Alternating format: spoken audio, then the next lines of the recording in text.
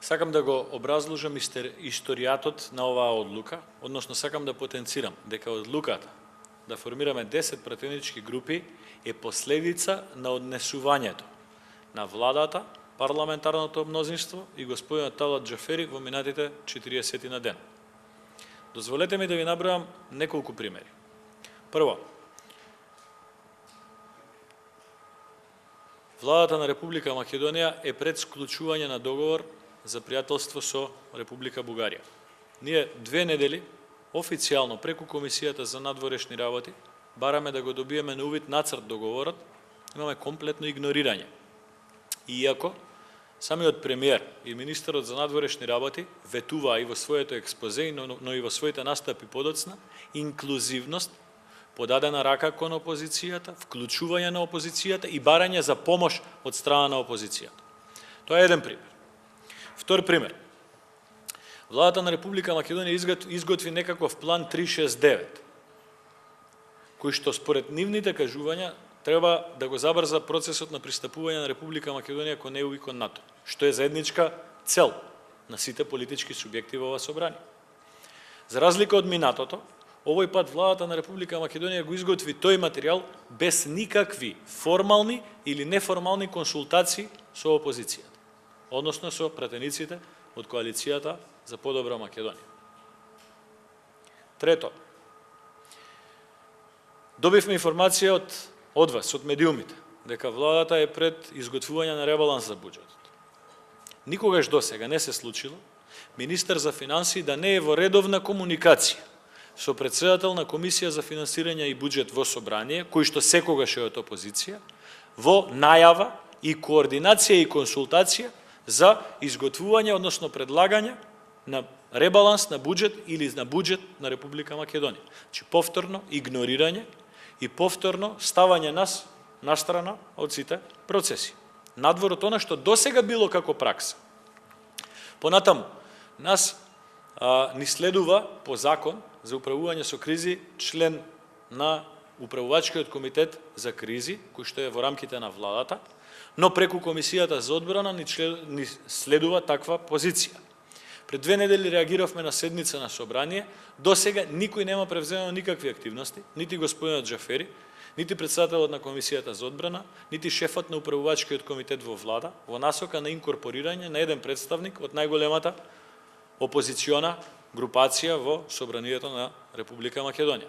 Понатаму, досега поднесовме повеќе закони и повеќе иницијативи и кон сите наши предлози досега владеачкото мнозинство се однесува негативно.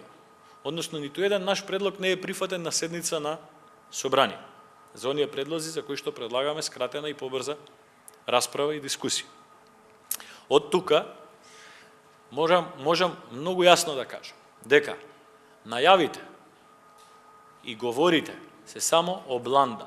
Тоа што досега го видовме од владата, од собранието, од мнозинството, од господинот Џафери, од господинот Заев, е само обланда. Само убави зборови, кои што за жал досега во својата суштина немаат ништо. Не сме информирани дополнително за никаков елемент од новите разговори кои што се на релација Република Македонија и Република Грција. Иако во експозето премиерот ветуваше такво нешто. Значи, негативниот однос од мнозинството и од владата кон пратениците од опозицијата е главната и основна причина зошто се одлучивме да формираме 10 пратенички групи. Да, на тој начин дополнително ќе имаме можност да дискутираме и подолго, и почесто, и повеќе пати, но дадовме доволен простор од 40 на дена, симптомите би рекол се лоши за односот на владеачкото мнозинство кон нас и затоа ова е на некој начин добронамерно укажување, добронамерна порака, не е никаква закана од наша страна, туку е добронамерна порака кон владеачкото мнозинство. Колку често и како ние ќе ги користиме нашите деловнички можности и законски можности повеќе ќе зависи од односот на владеачкото мнозинство код нас, отколку од некоја наша стартно зацртана цел. Значи, колку повеќе СДСМ, ДУИ, Алијанса, господинот Џафери, господинот Заев се држат на стартните ветувања што ги има за инклузивност, за подадена рака, за вклученост, за градење на компромис, за заеднички одлуки, за помагање, сите овие зборови тие ги користеа. Колку почесто го гледаме тоа, толку помалку ќе гледаме ефектуирање секојдневно и динамично на деловничките можности кои што ни стојат на располагање. Доколку тие се коригираат и го променат својот однос, секако и ние ќе бидеме внимателни во таа насока. Дали со известувањето за новите пратенички групи конечно го признавате Џафери за легитимни? Не. Тука има една работа која што господинот Џафери ја знае добро, а тоа е дека нашето обраќање и досега и како председатели на комисии, таму каде што имаме председатели на комисии, и како пратеници кога сме поднесувале закони, и во овој случај кога поднесуваме дописи за формирање пратенички групи е идентично, не е ништо ново. Ние така сме се обраќале до него и претходно, но ние се обраќаме до председател на Собранието на Република Македонија, до институцијата, нити пишуваме господин Талат Џафери, нити па го членуваме она председател со председателот. Ние се обраќаме до институцијата. Би сакал да бидам многу јасен. Ова собрание не е нити на господинот Талат Џафери, нити на Илија Димовски, нити на Ејуб Алими, нити на Африм Гаши, нити на Томислав Тунтев. Ова собрание е собрание на граѓаните, на дом на граѓаните. Ние го знаеме чувството на огромното мнозинство на граѓани на Република Македонија кои што се спротиставени на начинот како господинот Џафери дојде до таа позиција. Но имаме обврска да не дозволиме понатамошна злоупотреба во смисла на носење на брзи решенија, штанцање на закони и така натаму.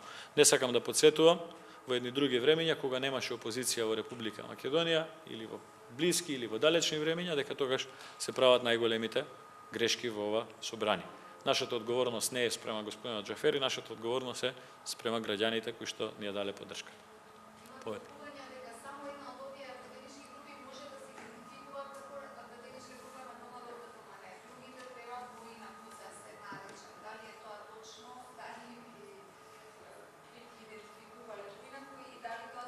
Имаше една... Не.